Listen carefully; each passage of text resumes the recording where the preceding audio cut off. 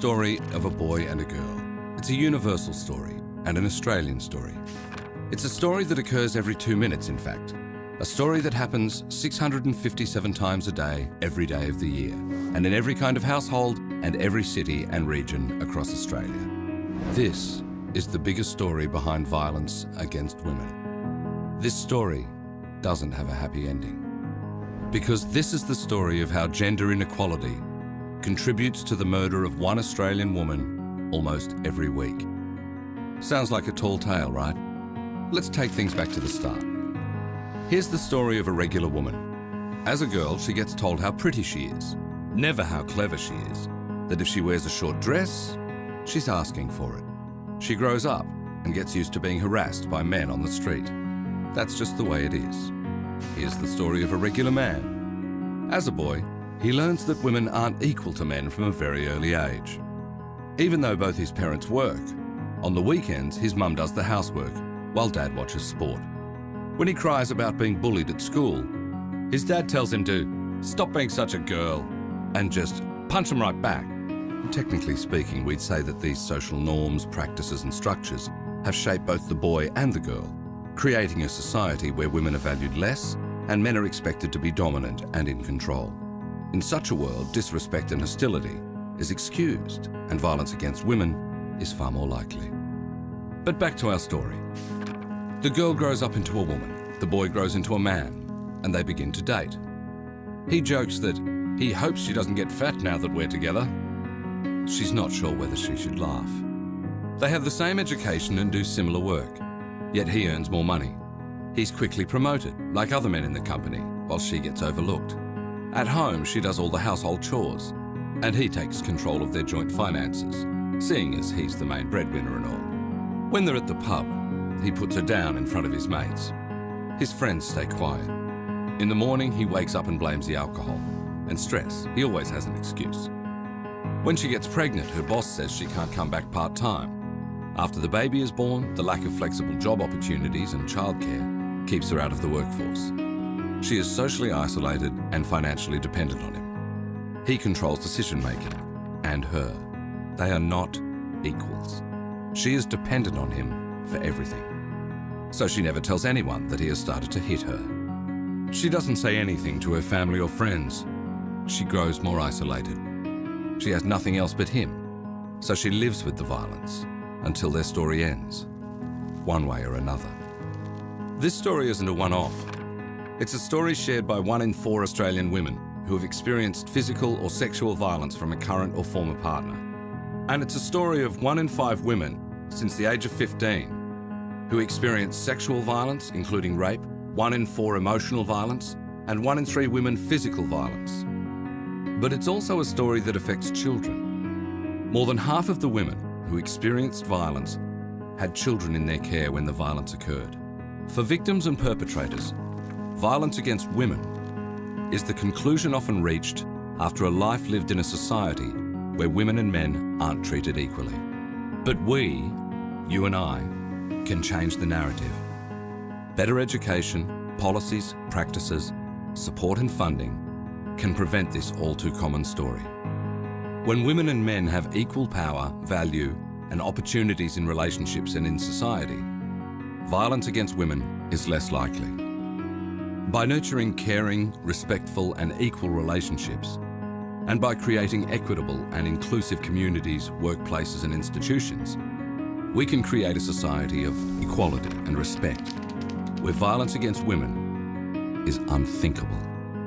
Let's change the story, because ending violence against women starts with gender equality.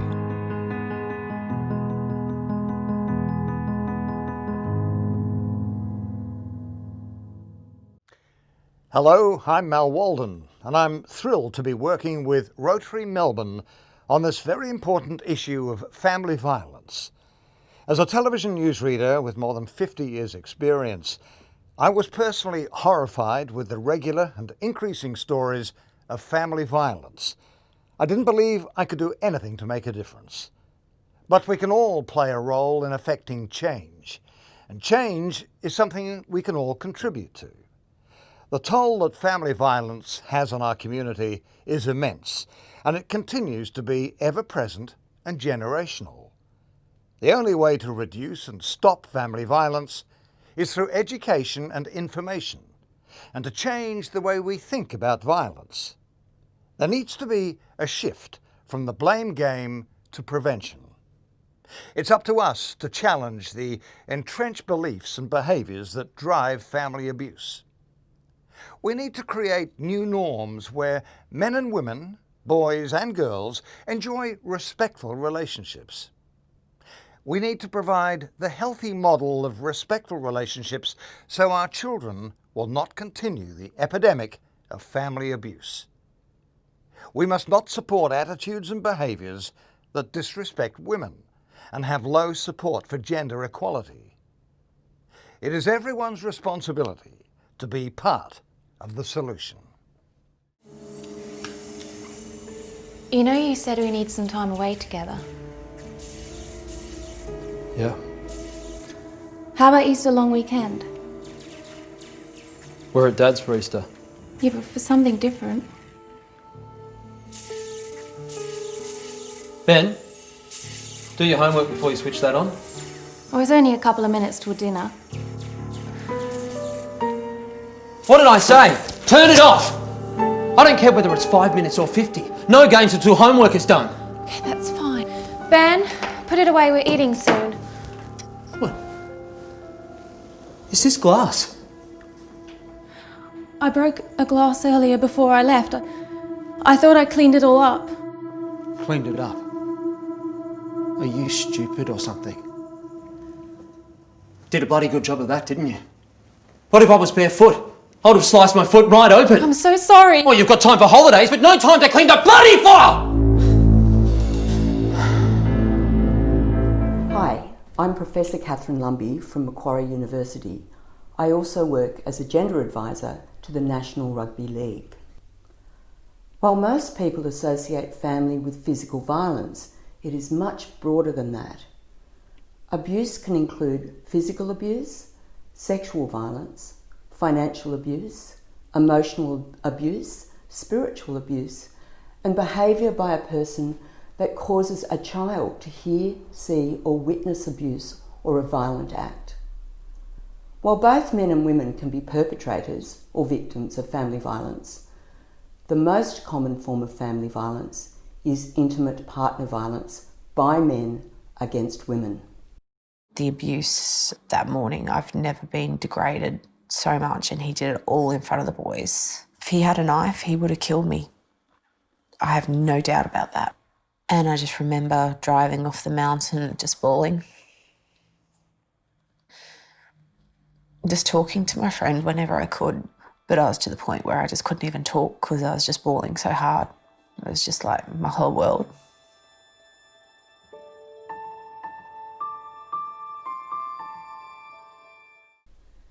So how do we correct the situation, change the bias, and work toward a society clear of abuse and violence against women and families? One way you can help to prevent violence from occurring in the first place is by doing something when you see disrespect shown towards women.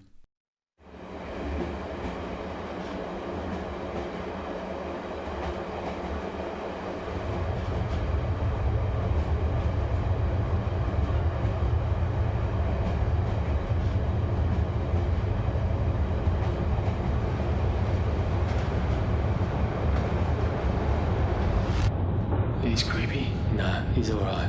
You can tell she's uncomfortable. It's not a crime to look at someone. You know it's not right. Do something.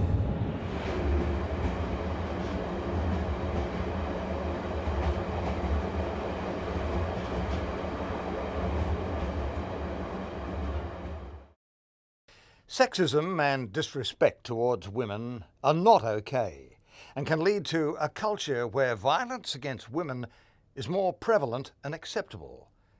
We can all make a significant difference by choosing to call out these behaviours and attitudes when we witness them and when it's safe to do so.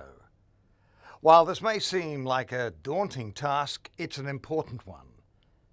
with the right information and actions on how to call it out, it can be done. Ah, look who it is. It's Deb. Should change that to Deb shit. Cook? You? That's dangerous. I'm not going to give you more. I gave you enough money this week to get the... Hey, I've told you, you don't speak when I'm speaking. Seriously, do you like, practice being this stupid? Come on, Jono, do you think that's funny? Because that's not funny, mate. It's a joke, mate. It's not a joke, man.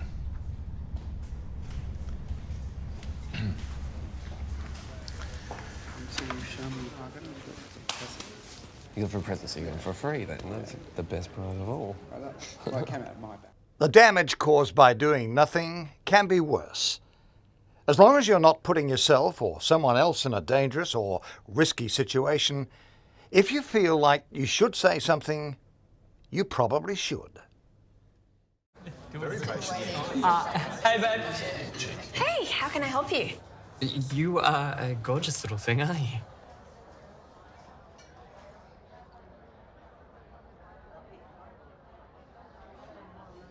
I just want to say sorry about my friend. He's, could we just get some more garlic bread? That'd be wonderful, thank you. Sure. Yeah, thanks. Thank you.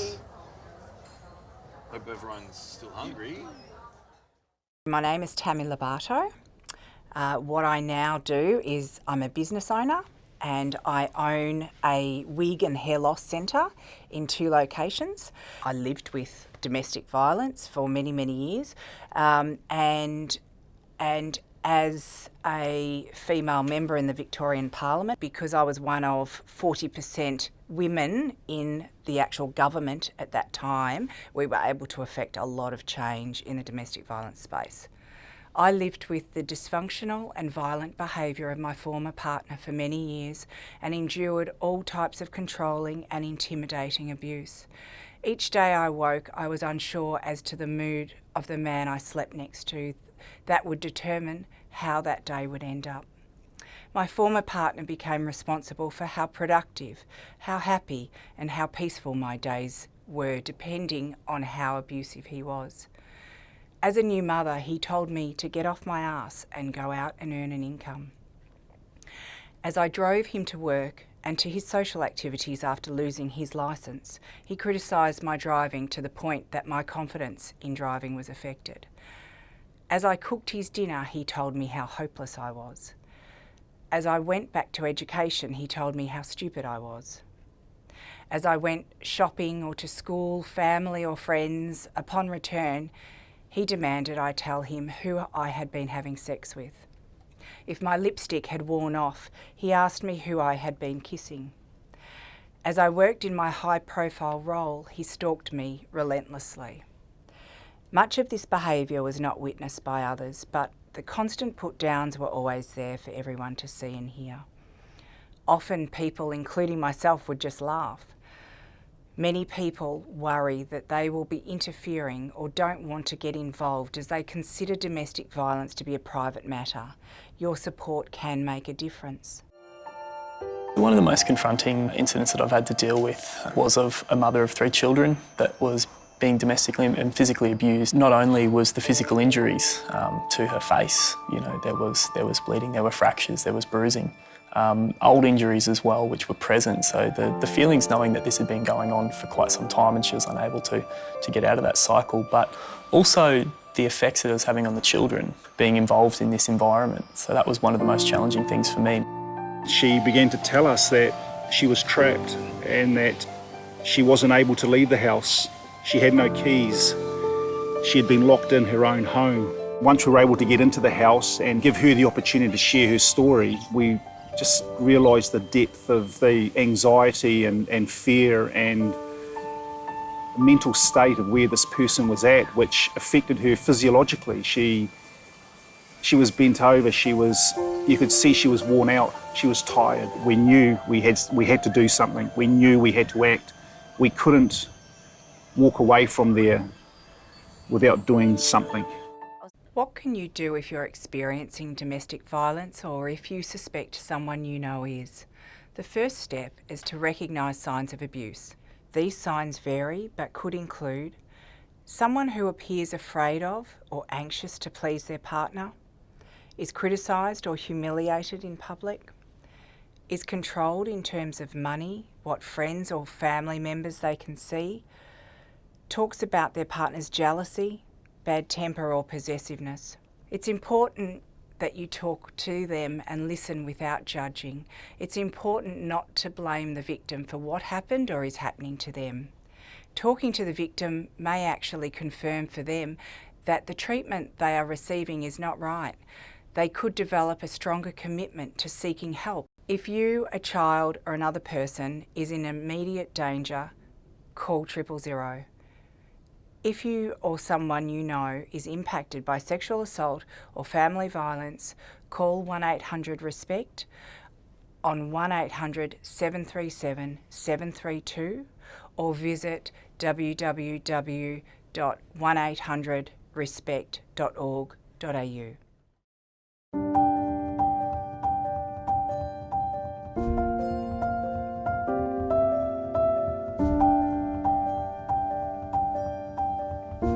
My parents don't understand. All the drinking and fighting means I'm scared. I'd like a cuddle, perhaps a bedtime story, but mostly I'd like them to stop shouting at me, and sometimes they hit me. Feeling scared every day and not feeling loved or wanted will change me for the rest of my life.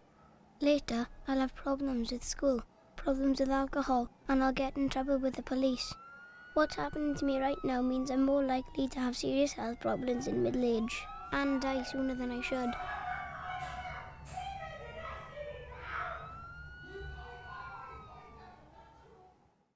I'm Joe Tucci, CEO of the Australian Childhood Foundation. I've been working in the field of child abuse for 30 years, and my particular interest is to make sure that children who experience violence in their lives are protected and that they're safe. Research has consistently found that children of all ages who've been exposed to family violence have been found to have more problems than children who have not. They have higher levels of emotional and behavioural problems and are at greater risk of physical abuse or having their physical and emotional needs neglected. When family violence is combined with other problems such as drug and alcohol abuse and mental health concerns, children are at even greater risk. Apart from the emotional, physical, social and behavioural damage abuse creates for children, statistics show that domestic violence can also become a learned behaviour. This means that children can grow up thinking it's okay to use violence to get what they want, and as adults, it's okay to have violence in their relationships. Violence becomes generational and cyclical, and it's very hard to break. If you know a friend or have a family member who is a victim of or at risk of family violence and they have children, you should tell them that you're concerned about the effect the violence or abuse has on them and the children. Reporting child abuse is a community-wide responsibility. Failure to disclose child abuse is a criminal offence and must be reported to the police. To discuss concerns about child abuse, contact your local police or contact a child protection agency established to assist in this area. Come on then. What happened? Got detention, just for flicking up a girl's skirt. What? That's it. Doesn't she know that's just boys being boys? Yeah, I mean, I've already accepted that as I grow up, I'll probably be harassed and even abused. Sorry. That's not what I meant.